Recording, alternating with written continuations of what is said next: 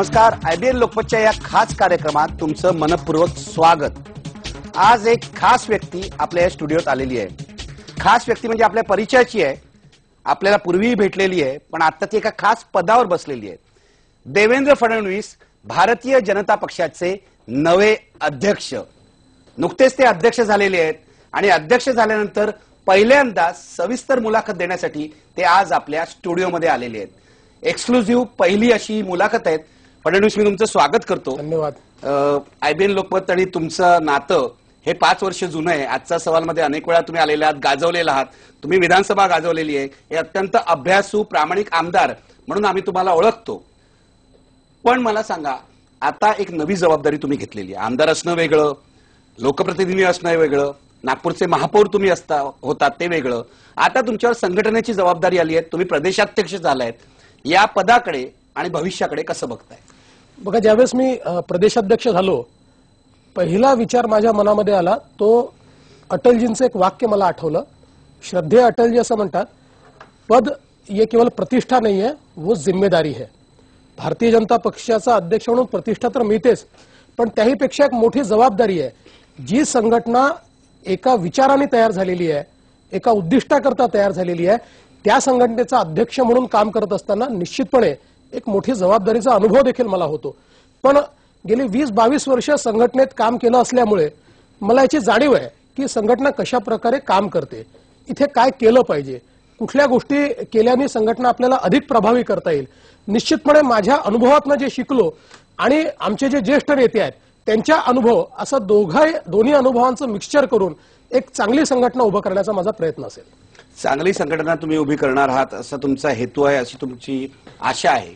पण मला तुम्हाला काही कठीण प्रश्न विचारायचे आहेत माझ्या नेहमीच्या पद्धतीने आणि तुम्ही मोकळेपणाने उत्तर द्यावीत. तुम्ही एका अशा वेळेला या राज्यामधल्या भाजपचे अध्यक्ष होतात जेव्हा तुमचा पक्ष अडचणीत आहे. आम्हाला पत्रकारांना रोज दिसतंय पक्षामध्ये एक गडकरी गट आहे, एक मुंडे गट आहे, असंख्य छोटे छोटे सुद्धा गट आहेत. माणसं एक नाहीयेत. भाजपची ताकद महाराष्ट्रामध्ये बऱ्यापैकी मोठी असली तरी गटांमुळे ती कमी झालेली आहे. भांडण आहेत. लोक म्हणतात की हा मुंडे गटाचा, हा गडकरी गटाचा, आणि अशा परिस्थितीत तुमच्याकडे ही अध्यक्षपदाची जबाबदारी आलेली आहे. तुम्ही कसा मार्ग काढणार आहात यामधून? सगळ्यात महत्वाची यातली बाब अशी आहे निखिलजी की माझ्या नावावर श्री नितीनजी गडकरी आणि श्री गोपीनाथराव मुंडे या दोघांनी एकमत केलं आणि दोघांच्या एकमतानेच या ठिकाणी मी अध्यक्ष झालेलो आहे. आणि मला असं वाटतं की खूप गट वगैरे असं याला पाहण्यापेक्षा काही विषयांवर मतमतांतर आमच्या इथे होतात आणि ते कबूल करायला हरकत नाहीये. पण आमच्या पक्षामध्ये आम्ही नेहमी सांगतो की मतमतांतर चालतील, मतभेद चालतील, पण मनभेद नको. आणि हे मनभेद दूर करण्याचाच प्रयत्न नेहमी आमच्या पक्षात झालेला आहे. आणि म्हणूनच मला असं वाटतं की ही जी सुरुवात आहे की ज्यातनं स्वतः गोपीनाथराव मुंडे आणि स्वतः माननीय नितीनजी गडकरी हे दोघे राजनाथ सिंगांना भेटले आणि त्यांनी एकमताने मला अध्यक्ष केलं, यातनं कार्यकर्त्यांना योग्य तो संकेत गेलेला आहे. मला असं वाटतं की ही पार्टी एकत्रित आहे आणि एकसंघपणे आम्ही लढतो आहोत.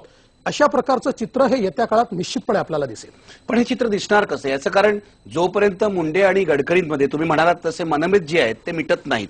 मतभेद असू द्या, पण त्यांच्यात मनभेद सुद्धा आहेत असं पूर्वी दिसलेलं आहे. तुम्ही हे मनभेद कसे मिटवणार आहात? मला असं वाटतं की राज्याचं अध्यक्षपद हे सर्वात महत्वाचं पद आहे, सर्वात मोठं पद आहे. आणि या पदावर जर 2 नेते एकमत करू शकतात तर सगळ्याच गोष्टीवर एकमत होऊ शकतं. त्यामुळे मला असं वाटतं की मनभेद जर असते तर या पदाकरता एकमत करताच आलं नसतं. मतभेद एखाद्या विषयावर होतात आणि ते होतीलच. माझे मुंडे साहेबांचे होऊ शकतात, माझे गडकरी साहेबांचे होऊ शकतात. शेवटी पक्षात काम करत असताना एखाद्या गोष्टीकडे पाहण्याचा अप्रोच हा वेगळा असू शकतो. कधी जनरेशन गॅप आमच्यामध्ये येऊ शकते. अशा अनेक गोष्टी होऊ शकतात. पण त्यातनं एक गोष्ट ज्यावेळेस आमच्या मनामध्ये पक्की आहे की आपलं सगळ्यांचं ध्येय एक आहे, तर एक ध्येयाकरता काम करत असताना या सगळ्या गोष्टी हळूहळू गौण होतात. आणि म्हणून सर्वोच्च पदाकरता जर 2 नेते एकमत करू शकतात तर याचा अर्थ असा आहे की पुढच्या काळामध्ये एकमताने भारतीय जनता पार्टी काम करते हे आपल्याला दिसेल. हे सगळं बरोबर आहे. असं झालं तर आम्हालाही आनंद होईल. परंतु या 2 नेत्यांचे जे अहंकार आहेत, अहंकार ही अशी गोष्ट आहे की ज्यावर उपाय काढणं कठीण आहे असं लोक म्हणतात. गोपीनाथ मुंडे हे लोकनेते आहेत, नितीन गडकरींचं सुद्धा कर्तृत्व आहे. त्यांनी महाराष्ट्रात मंत्री असताना चांगलं मोठं काम केलंय. पुणे मुंबई हायवे बांधलेला आहे. पक्षाध्यक्ष ते तुमचे राष्ट्रीय पक्षाध्यक्ष राहिलेले आहेत. या दोघांचे अहंकार तुम्ही कसे सांभाळणार आहात? दूर करणार आहात मी म्हणत नाहीत, ते कसे इगो तुम्ही सांभाळणार आहात? मला असं वाटतं की हे दोघे नेते एकमेकाला पूरक आहेत. भारतीय जनता पक्षाचा सामाजिक चेहरा, ज्यांनी भारतीय जनता पक्षाला सर्वसामान्यांमध्ये रुजवलं, असा चेहरा आहे गोपीनाथराव मुंडे. आणि भारतीय जनता पक्षाला विकासाचा चेहरा देणारे आहेत नितीन गडकरी. आणि मला असं वाटतं की आता जे प्रचलित राजकारण आहे याच्यामध्ये केवळ सामाजिक राजकारणाच्या भरोशावर सत्तेवर येता येत नाही. केवळ विकासाचा जो चेहरा आहे तो अतिशय महत्वाचा आहे, पण केवळ त्याच्या आधारावर येत नाही, तर सर्वसमावेशक विकास, सर्व समाजांना एकत्रित घेऊन आणि असा चेहरा ज्यावेळेस पक्षाचा तयार होतो त्याच वेळेस लोकांचा त्या पक्षावर विश्वास बसतो. आणि मला असं वाटतं की या पक्षाला हे दोन्ही चेहरे, एकीकडे विकासाचा चेहरा घेऊन आलेले गडकरी आणि दुसरीकडे सर्व समाजाला त्यात समाविष्ट करणारे मुंडे, ह्या दोघांचा एकत्रित चेहरा भारतीय जनता पक्ष ज्यावेळेस पुढे करेल तेव्हाच तो सत्तेत येणार आहे. आणि ते मी करू शकतो याचा मला विश्वास आहे. दोन्ही नेत्यांसोबत मी इतकी वर्ष काम करतोय. गोपीनाथरावांसोबत मी विधानसभेमध्ये काम केलेलं आहे. लहानपणापासून त्यांनी मला बघितलेलं आहे. नितीनजींसमोर तर माझ्या जन्मापासून तर माझा सगळा उत्कर्षाचा काळ, याचे साक्षीदार नितीनजी आहेत. अनेक ठिकाणी त्याचे निर्णय घेताना त्यांनी पुढाकार घेतलेला आहे. त्यामुळे यांच्याशी माझे जे संबंध आहेत हे पारस्परिक संबंध आहेत.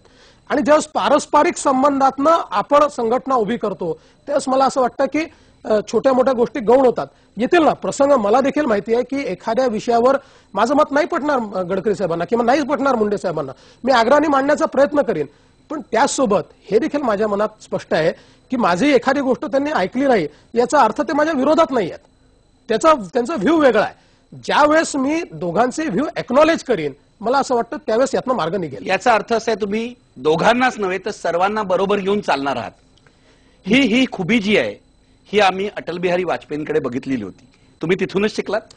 निश्चितपणे मला असं वाटतं की या देशामध्ये प्रत्येक राजकारणी, तो कुठल्याही पक्षाचा असेल, त्याचे विचार वेगळे असू शकतात, पण या देशात राजकारणाची एक पद्धत ही श्रद्धेय अटलजींनी आपल्याला दाखवली.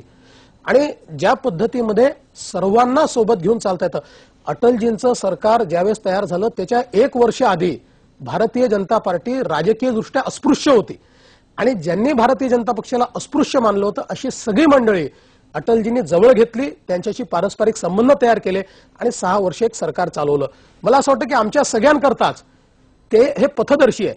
आणि अटलजींच्या सरकारचं सगळ्यात महत्वाचं हे आहे की ते केवळ 22 पक्षांचं सरकार नव्हतं, ते डिलिव्हर करणारं सरकार होतं. आजही सरकार आहे, अनेक पक्षांचं सरकार आहे, पण ते डिलिव्हर नाही करत आहे. सगळे म्हणतात की there is a policy paralysis. ते पॉलिसी पॅरालिसिसचं सरकार नव्हतं.